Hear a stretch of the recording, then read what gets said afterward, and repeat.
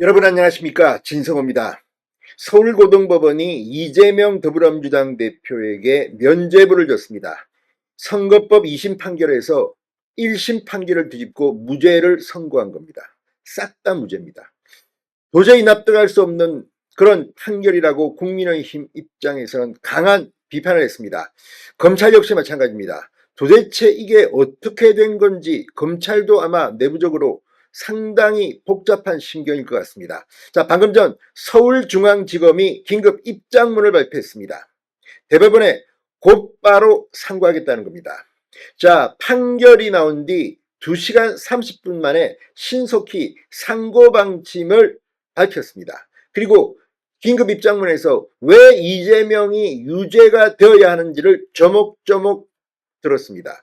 무엇보다 정치인의 거짓말, 특히 선거 과정에서 영향력이 큰 매체를 통해서 한 거짓말이 어떻게 무죄가 될 수 있느냐는 겁니다. 이미 이 1심 이재명 선거법 판결에서 그 이유가 충분히 나와 있습니다. 그런데 이걸 벌금형도 아니고 완전 무죄로 판결한 서울고등법원에 검찰은 강하게 비판하기 시작했습니다. 이재명 대표, 대법원에서는 쉽지 않을 겁니다. 진성호의 융단 폭격 시작합니다. 더불어민주당을 융단 폭격합니다. 자, 방금 전 검찰이 긴급 입장문을 냈습니다. 대법원의 상고 방침을 밝혔습니다. 서울중앙지검은 이 입장문에서 항소심은 1심에서 장기간 심리 끝에 배척한 피고인의 주장만을 만연히 받아들였다. 당시 고 김문기 씨와 골프를 쳤다는 의혹, 백현동 용도지역 변경 경위에 대한 의혹이 국민적 관심사안이었던 만큼 이걸 고려하지 않은 채 피고인의 발언을 일반 선관위 받아들이는 발언의 내용과 전혀 다른 내용으로 해석해 무죄를 선고했다고 비판했습니다.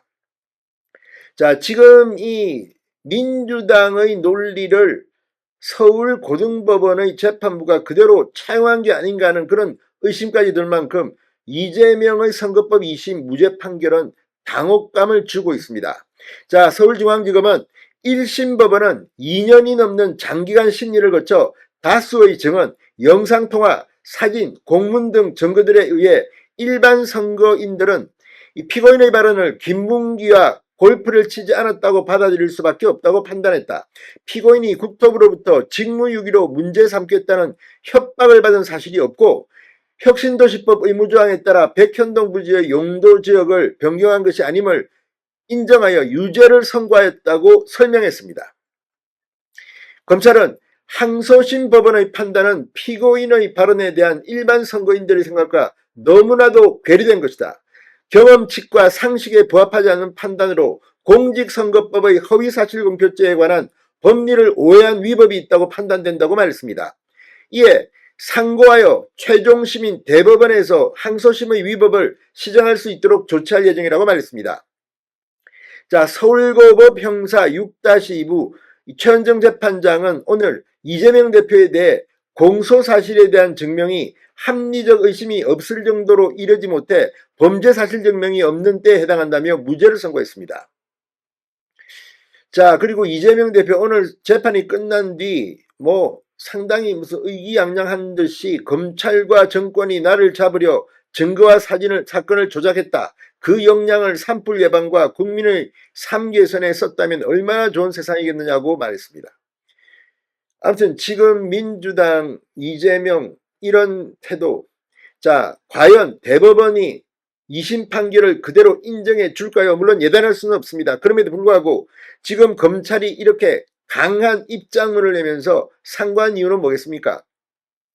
이재명 대법원에서 두고 보자. 서울중앙지검 이창수 서울중앙지검장 직무가 정지돼서 헌법재판소의 탄핵 기각 판결을 받고 다시 업무에 복귀했습니다.